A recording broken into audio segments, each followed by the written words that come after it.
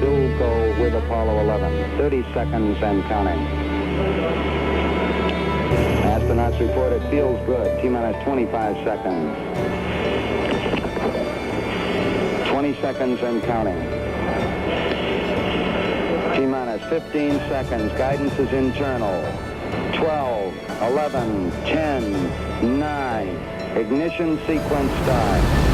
6, 5, 4, 3, 2, 1, 0.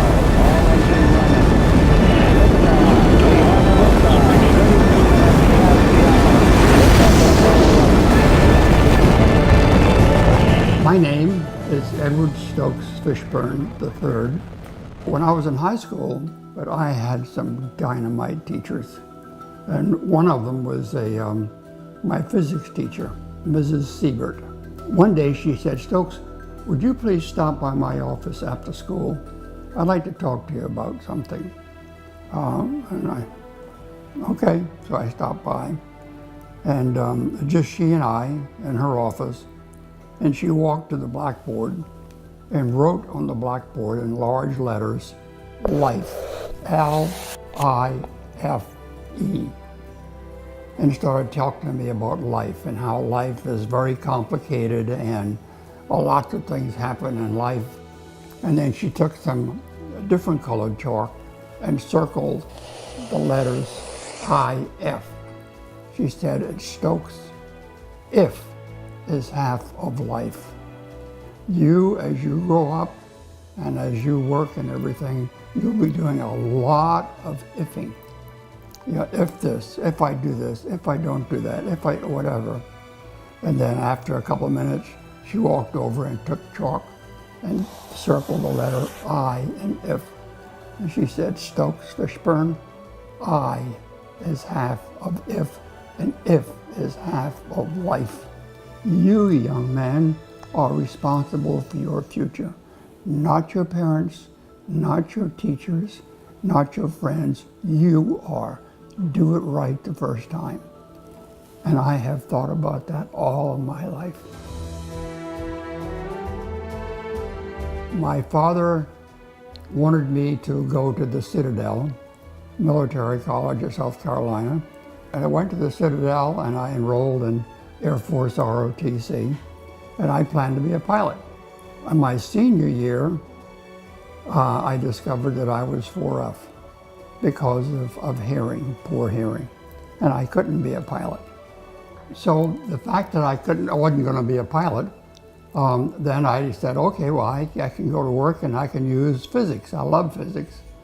So I accepted a job with Booz Allen Applied Research in Dayton, Ohio, started taking a course in rocket propulsion, met this German rocket scientist, Rudolf Etze, who worked for Werner von Braun, and he and I get along like that. I mean, it's just incredible, and he offered me a job.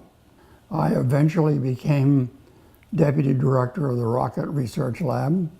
I published a lot of papers on high temperature chemistry and propellants and all this kinds of stuff. And that's how I got involved in the Apollo program, mid-1960s. I was working on the rocket engines on the lunar module.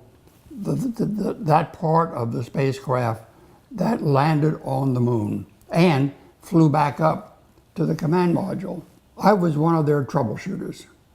If they had problems with the rockets, worked on that. If they had problems with this, then we would get together a team of people and try to work the problems. And so when Apollo 13 happened, I was told we have to come up with a way of separating the lunar module from the command module just before it enters.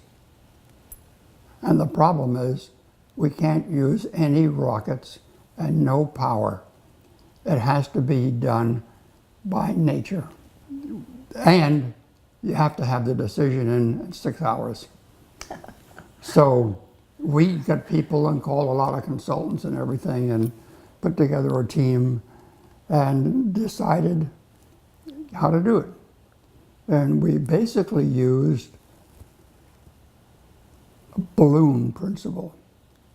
You know, a balloon, you blow it up, and the more air you put in it, when you release it, the more air that's in it, the faster it will go. That's what we decided to do. We would treat the lunar module like a balloon, and we would put the air in it, and we'd have the door closed onto the command module so that the air would stay in there. But as soon as we separated the two, with no power, the opening at the end of the, in the tunnel would act just like a nozzle on a balloon and just push it away. And that's what they did, and it worked. I mean, we had predicted how fast it would go, and it was right on the money. It's one small step for man. I enjoyed the problem solving. I really enjoyed solving problems with using basic physics. That's what my, I went with a small company in Princeton, and then after a few years, I formed my own company. And I had that for 10 years, and then I sold it. Eventually had 80 people, and we had one heck of a good time. Now, my company basically specialized, okay, how do we make a measurement from space of something occurring on the Earth to find out what in the world is happening on Earth? For instance, NASA asked us, is there a way where we can collect data from space on a thunderstorm to determine how severe the thunderstorm is? And we did work for about 2 or 3 years.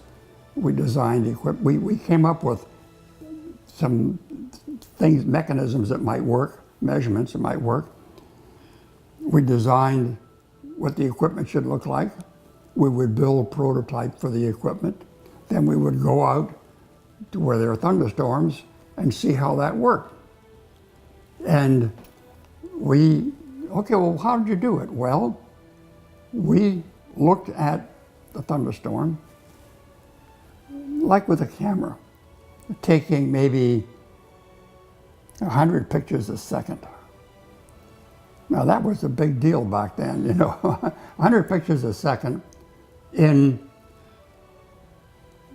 6 to 12 different colors, including the ultraviolet and including the infrared. And based upon how the intensity of the color changed as a function of time relative to the other colors, we could in fact tell how bad the thunderstorm was going to be. And you can apply that to a whole bunch of different things. You can apply it to fertilizer. What parts of that farm need fertilizer? By looking at the different colors, it's amazing, simple physics how well it works.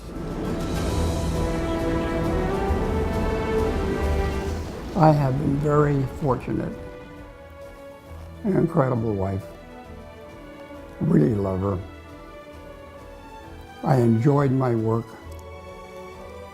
I basically missed 3 days of work due to sickness. I've had one of those lives that, things just seem to work, and I've enjoyed it.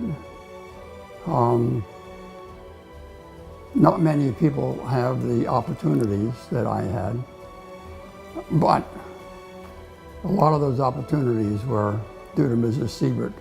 You are responsible for your life, nobody else, And you put family first. And I put family first. Always put family first, yep.